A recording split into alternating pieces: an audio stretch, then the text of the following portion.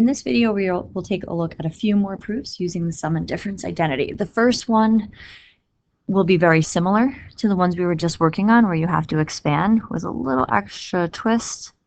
There's subtraction in here that you have to be careful with, and you have to make sure you show the right amount of steps.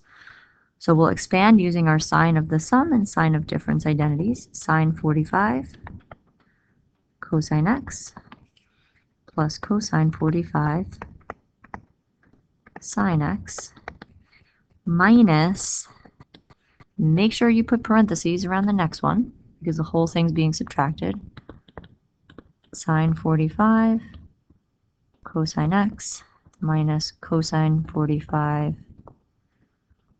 sine x. So the annoying thing about this one is that you will have to rewrite everything with the negative distributed into the second part. These are not super hard, but definitely a little bit tedious in how much you have to write out. And just make sure you switch that sign to adding. If you don't, then things will not cancel out the way they're supposed to. So in terms of canceling, our first and third will cancel. You can combine the other two together.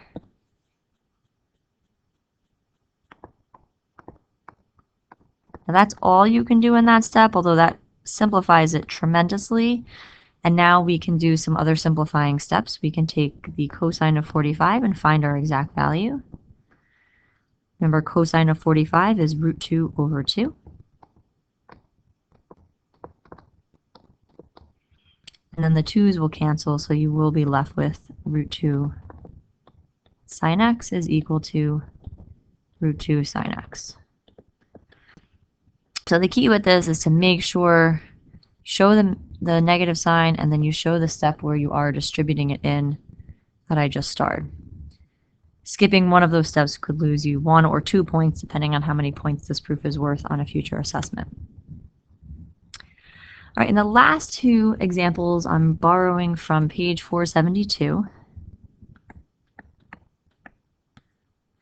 These are a little bit harder initially to see what to do and to see that you're using the sum difference identities.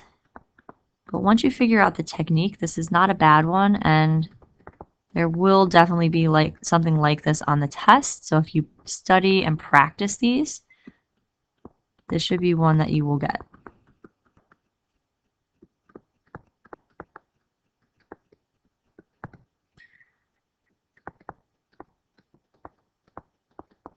So initially, it doesn't look like we're doing any expanding because it doesn't look like we have a sum difference identity. But what we want to look at is how we can take the 4 theta and the 2 theta and change those eventually into the 3 theta that I'm looking for over here. So we want to take 4 theta and 2 theta. I like to do this off to the side.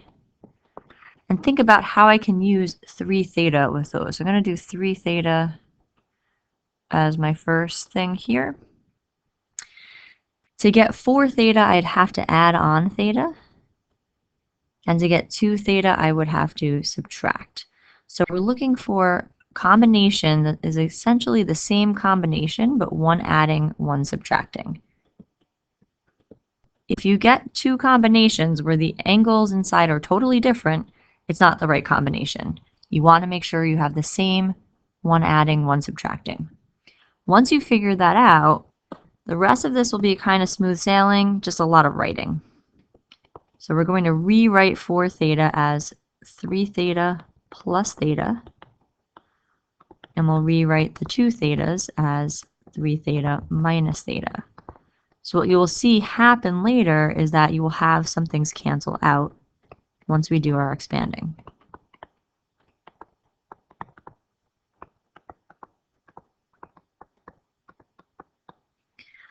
So that's our first step. And our second step is expanding all 4 of these. So a lot of fun writing going across your paper. Don't rush through this part. Make sure you're looking at your identity, you're expanding it correctly with correct information.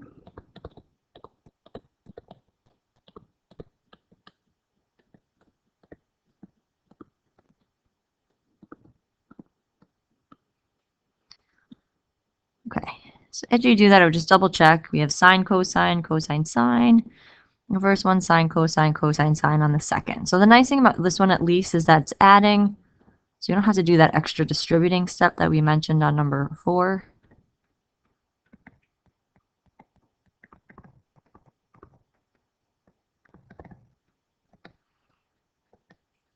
Also in this one, if you make a mistake on the identity and flip-flop them, you would be okay on this one, but I am checking all your steps, so I would mark it off if you did expand it incorrectly in this part, even if you then did get down to the right answer. So just something to think about and be careful with.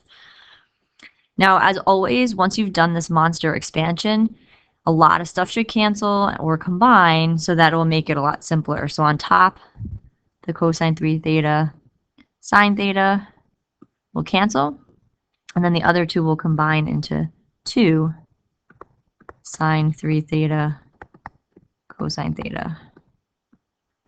And then similarly on the bottom, the minus sine 3 theta sine theta and the plus sine 3 theta sine theta will cancel, and you will be left with 2 cosine 3 theta cosine theta. Now, similar to before when we had the fraction example, canceling and using an identity have to be done in 2 different steps. So I'm going to cancel out the 2's and the cosine thetas so that we're left with sine 3 theta over cosine 3 theta. That was a simplify step.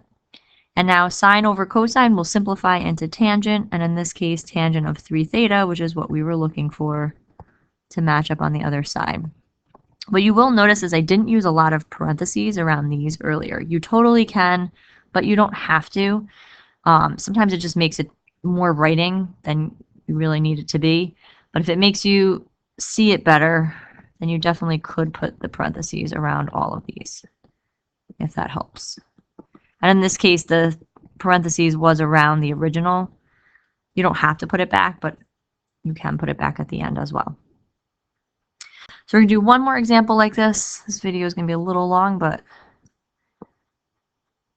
just make sure you have that one copied. Since it's a video, don't forget you can pause, get your stuff copied down, and then continue with me if I went a little too fast with my writing. The next one is a very similar technique. And we actually have the 2 values that we're going to use on the other side. Sometimes you're given one and sometimes you're given both of the values that you are going to need to use. So this one's kind of a nice one because it does give you both.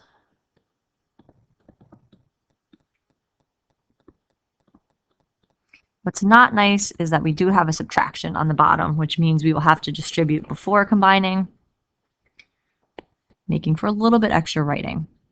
So again, we're going to take our 4 theta and our 8 theta, and we're going to use the 6 and the 2 that we see on the other side. I always put the larger thing first, so 6 theta, 2 theta, 6 theta, 2 theta. So this one's actually even a little easier because we didn't need to come up with the theta on our own. In this one, we can see if I subtract 6 theta minus 2 theta, that gives me 4. And if I do 6 theta plus 2 theta, that gives me the 8 that I'm looking for on the other side. So these will be my sum and difference that I will use for my expansion. You do have to write that in your first step in your proof. So sine 6 theta minus 2 theta plus sine of 6 theta plus 2 theta. And then same thing on the bottom, but we have the subtraction.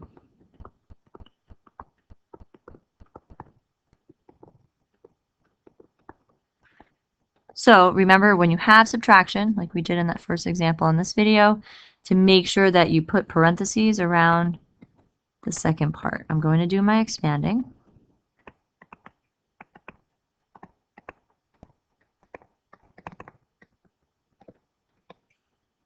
Remember, you can use parentheses around the angles, but you don't have to.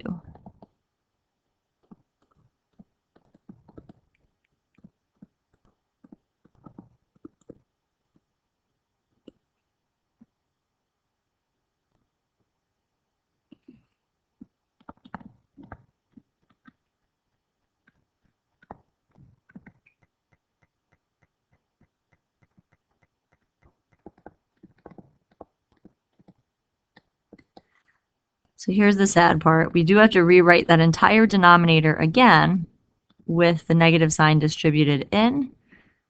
The only good news is we can simplify the top at the same time. So you don't have to rewrite the whole top again. Let me just make sure I wrote that correctly.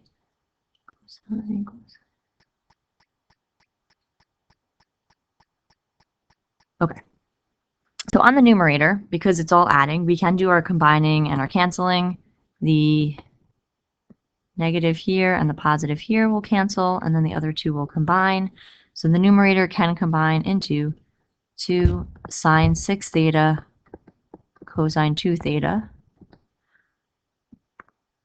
We still need to rewrite the bottom with the negative sign distributed in on the second part, though. So you're just rewriting this whole thing. Not hard, just annoying.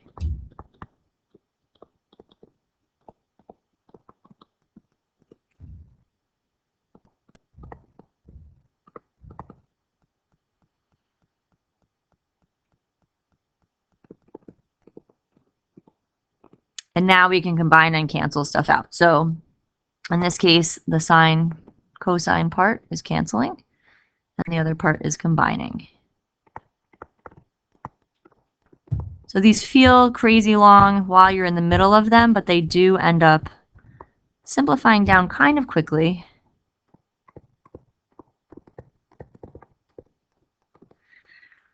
Now in this case, what you do want to remember here is we are going to cancel first.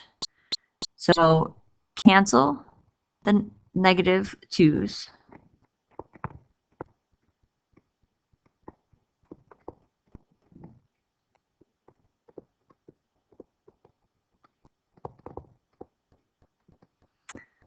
And then I'm going to use the quotient identities for both of these and make this into tangent 6 theta, cotangent 2 theta. There's a couple ways you can approach this, because if you look on the other side, we have divided by tangent 2 theta. And then I can make my cotangent into 1 over tangent at this point and combine it into the 1 fraction.